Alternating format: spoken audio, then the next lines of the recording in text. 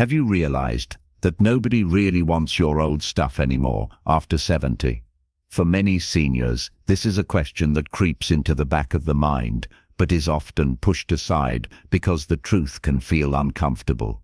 The reality is that once you pass this milestone, most people around you stop caring about the piles of possessions you've built up over the years.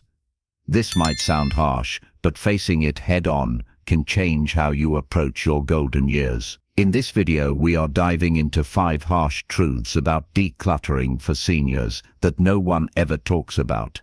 These truths may sting at first, but they will help you let go of unnecessary weight, both physical and emotional. By the end, you will understand not only why your belongings lose their importance to others, but also how to embrace freedom and clarity by holding on to what truly matters. Stay tuned until the end, because what you will discover here can completely shift how you see your relationship with your belongings. These lessons are not just about letting go of clutter. They are about reclaiming your peace of mind and creating space for the life you want to live right now. Now, let us get started. Number 1. Family does not want most of it.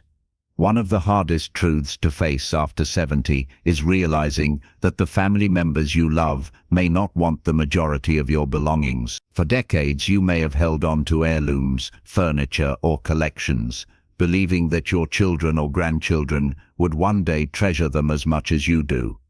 The reality, though, is that lifestyles have changed. Younger generations often live in smaller spaces, move frequently, and prefer simpler surroundings. What felt like a symbol of pride and tradition to you may feel like a burden to them. This does not mean your possessions lack meaning. It simply means the meaning is deeply personal. For instance, that heavy oak dining table you bought in your 40s might remind you of countless family gatherings. But to your children, it represents an object too large to fit into their home. Your shelves of porcelain figurines may reflect years of joyful collecting. Yet, to them, they may look like items that require constant dusting. The emotional weight you attach to these objects is real, but it is your story, not theirs. Psychologically, this truth ties into how identity shifts across generations. Seniors often see belongings as an extension of their legacy, while younger people, shaped by different cultural values, prioritize experiences over possessions. This generational gap creates disappointment if we expect them to see our things with the same reverence. Accepting this difference can free you from resentment and allow you to pass on only what holds universal meaning, like a photo album filled with family history rather than an entire cabinet of dishes. A useful example is Robert, a man of 78 who had saved his entire library of hardcover books for his daughter. When she admitted she preferred digital reading and could not take them, he felt crushed at first. But when he chose a single shelf of the most meaningful titles and wrote small notes inside the covers, she gladly kept them. The rest he donated to a local library, which gave him comfort, knowing others would enjoy them. His story shows how value is preserved, not by volume but by intention. If you take this truth to heart, you will find a lighter way forward. Instead of assuming every item must be carried on, you can focus on carefully choosing a few treasures that tell your story. This approach allows your family to cherish your memory without being weighed down by all of your possessions. And in return, it gives you peace, knowing you are leaving them with meaning, not a burden.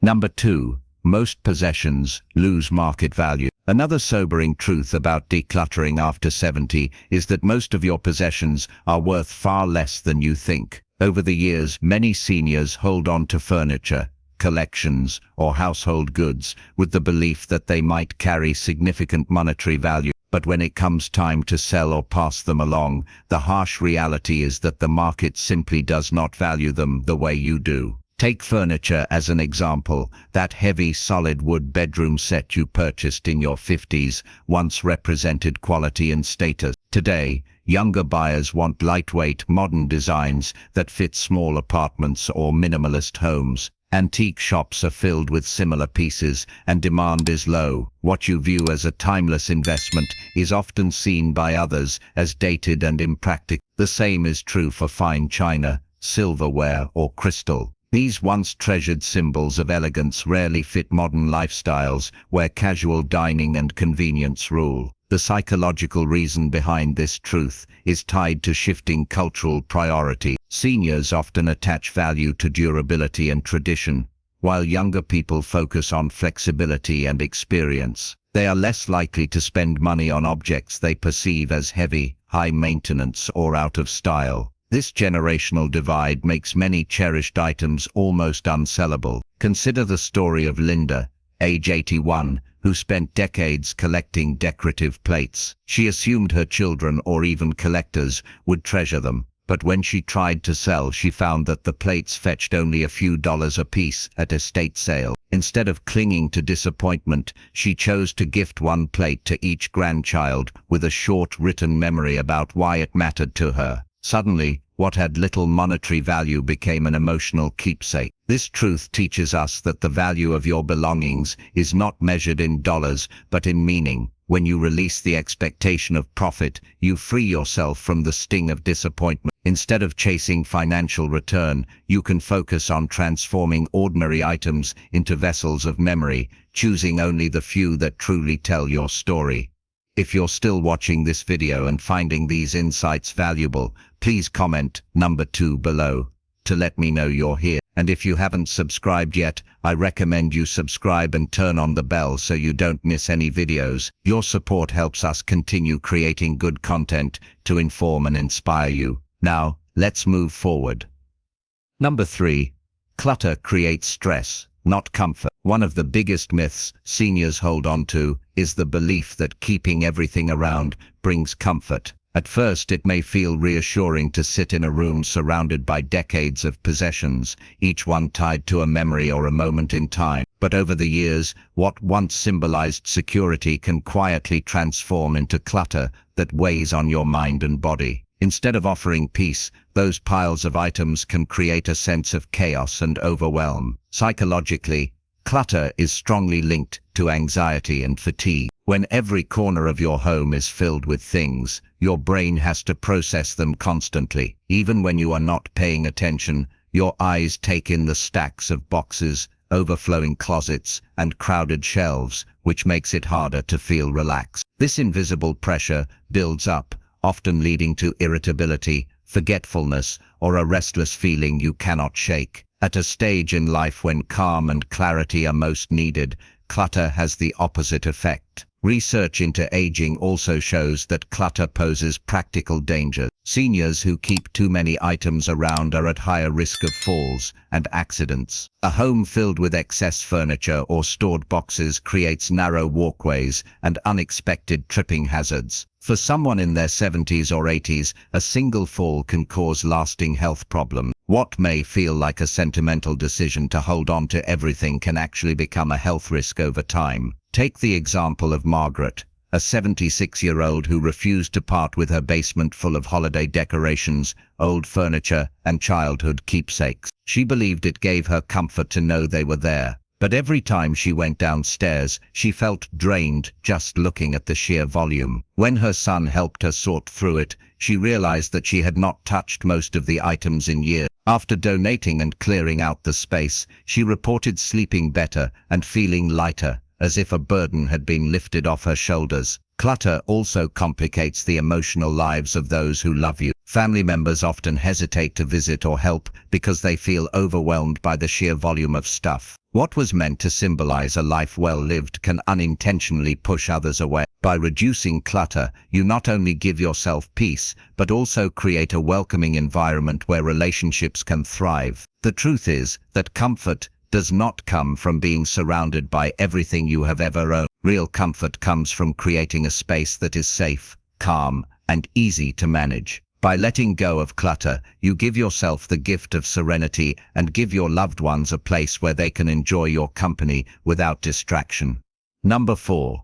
Memories live in you, not in objects. Another truth that seniors often struggle to accept is that memories do not actually live inside the things you own. they live inside you. That box of old greeting cards, the closet full of clothes from decades past, or the stacks of souvenirs from trips long ago may feel like anchors to your past. Yet, those objects only serve as triggers. The real memory, the laughter, the voices, the feelings, resides in your heart and mind. Psychologically, we humans are wired to attach meaning to objects because it feels safer than trusting our own memory. Holding on to physical reminders reassures us that we will not lose the story. But with age, this attachment can become a trap. Instead of enjoying the memory, we begin to cling to the item itself, as though without it, the past would vanish. This creates unnecessary fear and makes letting go feel like erasing a part of ourselves, when in truth, nothing important is being erased. Think of Daniel, an 82-year-old who had kept every program from every concert and play he attended with his late wife. When his daughter pointed out that most of the programs were yellowed and unreadable, he resisted, afraid that tossing them meant losing those evenings together. But when he sat down to write short stories about the moments he remembered most, her smile when the curtain rose, their walks home in the snow, he realized the memories grew sharper without the clutter. He chose to keep only 3 programs that felt most meaningful, and the rest he let go. His memories remained intact, even brighter than before. This truth also applies to photographs. Seniors often keep boxes or albums full of images, believing that every snapshot must be preserved. Yet, most of us do not look through those pictures regularly, and when we do, only a handful truly spark the warmest feelings. By choosing the best, scanning them, or creating a small memory book, you honor your past without drowning in paper. Stories remain because they are already written in your life, not on the back of a photograph. Letting go of objects does not erase the people, the love, or the experiences that shaped you. In fact, clearing away excess can make room for the memories to breathe more freely. When you realize that the essence of your life cannot be stored in boxes or closets, you can release the fear of losing yourself through decluttering. If you're still watching this video and finding these insights valuable, please comment number 4 below to let me know you're here. And if you haven't subscribed yet, I recommend you subscribe and turn on the bell so you don't miss any videos. Your support helps us continue creating good content to inform and inspire you. Now, let's move forward. Number 5.